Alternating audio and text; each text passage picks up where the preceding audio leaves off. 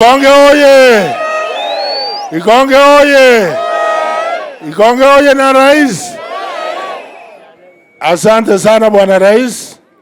Tunashukuru mambo ya railway, tunashukuru mambo ya stadium na tunashukuru mambo ya hospitali na mengi mambo ya barabara.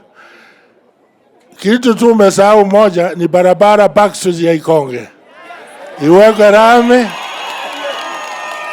na kwamba kilomita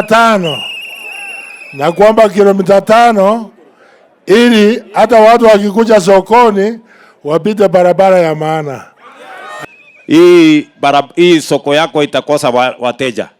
Hii barabara hii utengeneze.